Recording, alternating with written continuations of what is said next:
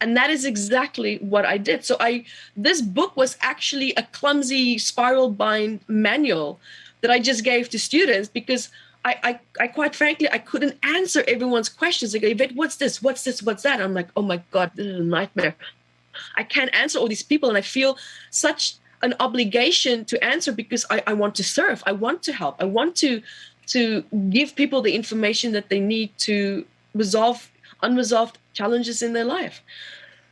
So I ended up writing the book, and it just went viral again when I started to sell it. And that's how this book was birthed, and that's how I got into this industry. Completely no idea of this beautiful vast pool of information in the quantum field. It was just like this, ready for me to become in alignment with it so that I could draw all that information from that. So it was very, very unexpected. If you had to ask me 14 years ago, what would you be doing today? If you told me I would be where I am today, I would probably have a meltdown. What an amazing story. And that is volume 1. Yeah. So yeah. I am sure that in the field somewhere, if you haven't started already, you have volume 2 that must be coming. She's got another book as well. But yeah. That's a good question. Yeah. Go ahead. No, I have 6 books. Yes, wow. 6. We've only said anything about 2. So is there a follow-on to the big one? Yes, there is. So I have volume 2, and that's the Metaphysical Anatomy technique. So that's a really easy to follow healing technique that you can use this book to get the information. What is the stress behind what's happening in your body that you're not consciously aware of? And then going through volume 2, and you can follow the technique there to start to resolve the challenge that you have. And I also have an online guided healing session that's in volume 1 that you can also go through and follow to start to resolve the conscious and subconscious blocks that you have in your body. Tell us some stories about, especially in the beginning, as well as when you started seeing perhaps results, and then I know you have a lot of students, and I know there's those who have really benefited. Absolutely. So one thing that I've learned with metaphysical anatomy is that, and the process itself, and what people love about it, is that you don't need to know the root cause of your trauma to resolve it. You don't have to remember specific memories. And the best of all is that you don't have to relive it. And so I have attracted quite a wide variety of audiences, from specialists to people who just wants to improve their quality of life. And I just want to tap quickly there on why we don't relive trauma. And that's because of neurogenesis and neuroplasticity. These aspects are, our focus is so much on the positive of it. Like, let's retrain our mind, let's build new neural pathways, let's change pathways. But what people don't always understand is that it takes a certain level of stress to be released and to release the correct chemical in order for neurogenesis and neuroplasticity to take place, right? That's when your neural pathway starts to grow, and when some of them starts to change with new information flowing through them. That when you do relive trauma, sometimes if the practitioner cannot take the person out of it correctly, you can actually re-traumatize someone, which means that you're layering in the trauma, or you actually can build new neural pathways based on the trauma that was just experienced. So you leave the person actually in a worse space than what they were originally. So because this is trauma work, I try to stay away from it as far as possible, because trauma is trauma. Sometimes it's quite severe. Sometimes it can be something from just a phobia. But the way that we experience and interpret trauma is different for all of us because of different levels of resilience. So that is a place sometimes where we tend to underestimate how severe certain things can be, and for other people as well, when people are being led through these processes. And so that's where I've had people coming to me, as you actually know. So who are these people that's coming to me? These are the people that have had bad experiences. These are the people that are just completely stuck, and they've exhausted so much and they don't know which way to go anymore. And first of all, what I've learned with almost half of my clients is that most of the time they try to heal something that never happened. And how that happens is that by the time you've expressed a memory more than 5 times, you've lost 50% of its validity. That's just how the subconscious mind works. So at the end of the day, when you've told your story more than 10, 20, 30 times, and you keep going to practitioner, and you keep telling a story, or you go to speech therapies, you can see where the flaw can come in, right? So, and this is an actual fact. This is not something that I'm just observing in my clients. So that's why we try to steer away from, working with too many specific memories. And what is valid is how you feel. That is not, there's no confusion there. When you're upset, you know that you're upset. When you're happy, you know that you're happy, right? So whatever emotion it is that you're feeling, that we know is an absolute fact for you in the present moment, in the here and now. Now, here's the beauty of when people come to me is that when we tap into the issues or challenges that they're feeling, it triggers the emotional memory held in the emotional body, also called the meta body, and the frequency that is there. The body has its own frequency, and certain emotions have their own frequencies. And when certain negative emotions are concentrated on too much, it causes a disruption in the electrical flow in the body. And when that electrical flow in the body continues to stay imbalanced, that's when it can cause a physical reaction in the physical energetic body. And that's when we have ailments, meaning when certain components in the body that's meant to work in harmony stops working in harmony. But the reason for that is because of emotions, because I learned that emotions are connected to specific parts in the body, and we share that collectively. On a blueprint, we share that collectively. So as an example, I know you've been waiting for this, I'm building up to it. I once, for example, had a guy that worked in the pharmaceutical. So he sits there in my class. I'll never forget this. This was hilarious. It's in Sydney. And he's like, Yvette, I really like you. You seem like a really good person.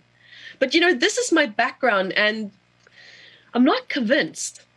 Because, people sometimes have to believe in the process in order for it to work, right? So where does that leave me?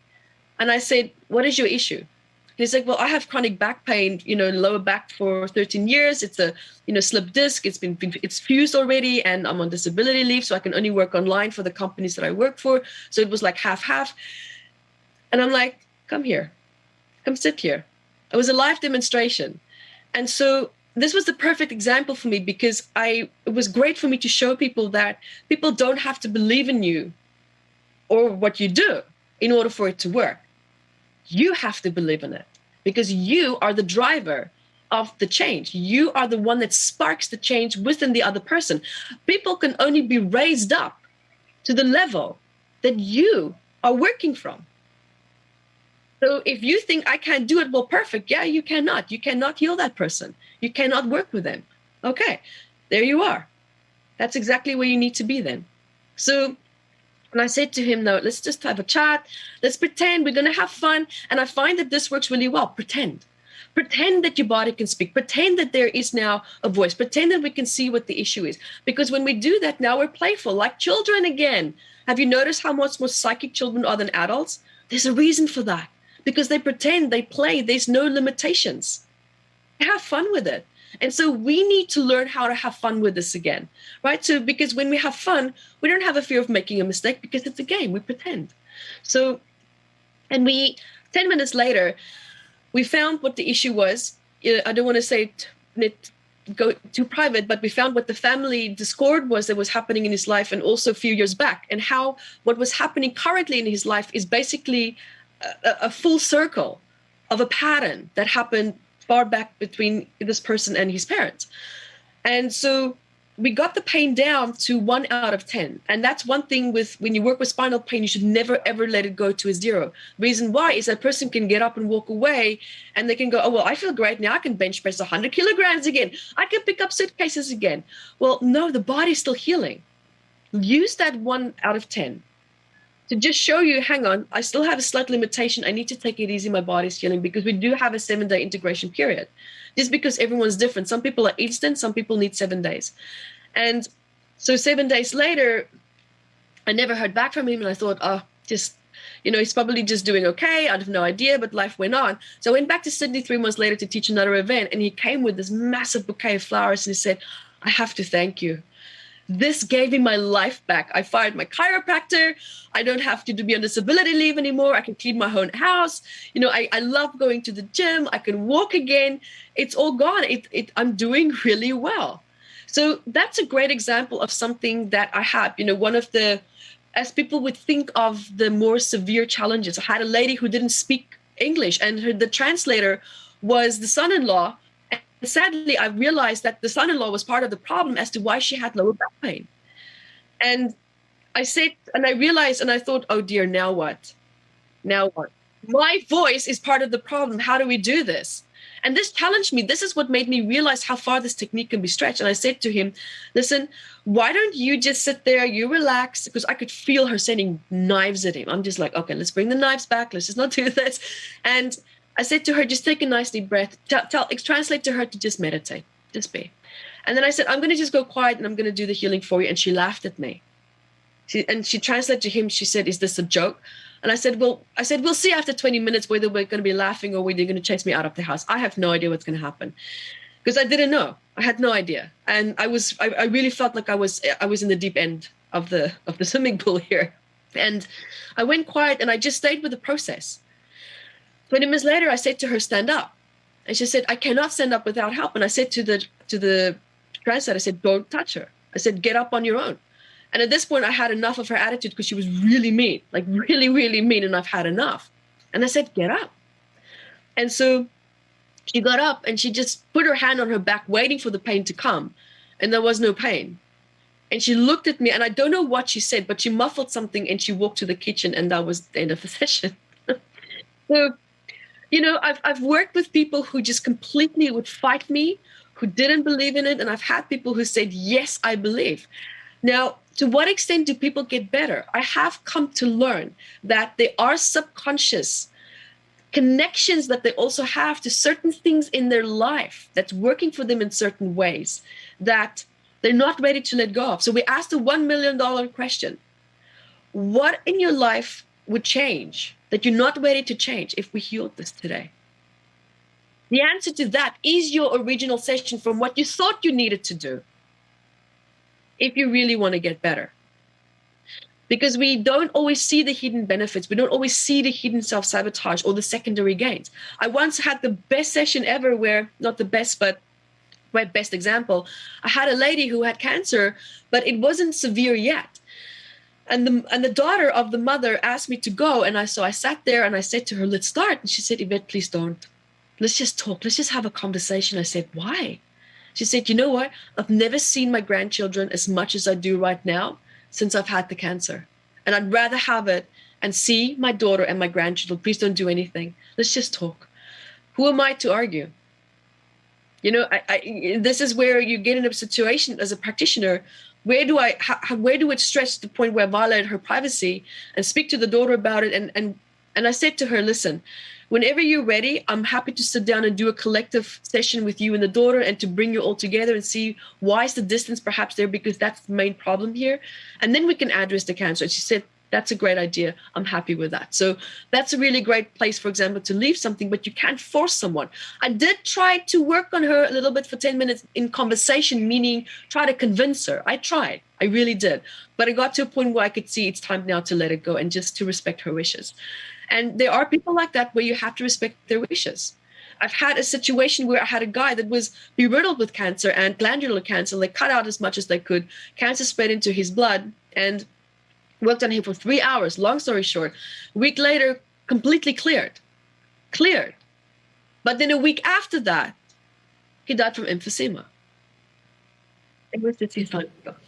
You're not the first. You're not the first one, especially on this show and people I know, to address that issue. This is a big one. You ask a very, very important question. You know, is that as a healer or a doctor or whatever, at what point do you pursue it and change their lives more than they want to? So this is more prevalent than I'm just letting the members know than people think. Yes, that secondary gain of your illness is the very thing that stops you from getting better. And we have personal friends who have been cured of one thing only immediately to have something else that took their lives. Yes. So what you just said, we've experienced as well. Yeah. So how do you help people get in touch with those feelings? Because you began with what I think is very common and prevalent, is that we numb out our feelings and our emotions. Yeah. So this is the interesting part. And I have to share this one case with you quickly because I know you love cases. And then I'm going to answer your questions through this case. So I had a 19-year-old young man coming to me, and he was diagnosed with schizophrenia. And he said, I'm getting worse and I'm getting worse. And the more I talked to him, I realized this guy doesn't have schizophrenia, but I'm not a qualified practitioner. I can diagnose. And I said to him, please let go of the psychiatrist that you have and get a new one immediately. And I want you to be reassessed again, because what you have is dissociative disorder. I'm convinced this is what you have. And for 20 minutes, I told him exactly what you should tell to the psychiatrist. And please just brainstorm this idea and let's see what comes from this. I can't do a healing on you because you need to check this with the psychiatrist first. And so he did. And he came back to me a few days later and he said, your diagnosis was correct. And so what's happened with this boy was to the extreme, where we disassociate so much, we become so numb that we can't feel what's common sense, common logic within us. And that's why certain behavioral patterns or ways of communicating and things that we do can seem a little bit abrupt or weird or not necessarily streamlined. And because we're trying to cope from an intellectual perspective, which the emotional side of that is missing, it's absent. And so, of course, it's going to be harder to have that emotional connection and to have that compassionate connection where there's more a sense of understanding, where intellectual understanding is a little bit more cold, it's a little bit more apathetic. So the thing with numbness is, and here also, I promise you this simple question. Again, what would you have to feel if I took this numbness away from you right now that you don't want to feel in your life? And yes, the person might get frustrated because now they're breaking through barriers. But if you are patient, you will get an answer. I promise you that 100% every single time. And the person will say, oh, this is from, I have to deal with my partner that's, not in alignment with me anymore, or I have to deal with this person at work, or I have to deal with this. I have to deal with a certain feeling that normally comes up and I don't know how to deal with that, or it's anxiety, or it's this, or it's that. That person will give you an answer. They don't have amnesia to that extent. They will have an answer for you. Now, numbness is what's medically speaking not an instinctive reaction, but I've been saying for years, it's one of 7 instinctive reactions that we work with in MAT, in Metaphysical Anatomy technique. And numbness is one of them. When we refer to numbness, it's emotional numbness. Disassociating is more intellectual disassociating. You can feel your feelings, but you see and you talk to someone and you just see their mouth moving and you're not taking in what they're saying. Like you're in like this little glass bubble around your head. That's basically the best way to explain it. But numbness is where you can take in the information, but you emotionally cannot read the information. So you intellectually understand it. And that, of course, is the best way to protect ourselves. But the reason why we do that is because we formed a negative association with the physical body. Sadly so, because the body, the very vessel that's responsible for helping you to fulfill your life purpose, to fulfill your destiny, to create your goals and your dreams, the very thing that is meant to help you, you're disconnecting from because it's meant here to serve you. If you're feeling pain, it means that the body is feeling pain, but now you're punishing the body subconsciously by disconnecting from it because you don't want to feel what it's trying to tell you, saying, I need us to deal with this, please, because I don't have the resources to cope with this anymore. I need you to find a solution, please. That's what it's doing. It doesn't have the capacity. If it did, it would have done it. Awesome. The body's designed to keep you alive. It's designed, that's the only job. I would love just a message. First of all, we're almost out of time. We're going to go to your website next.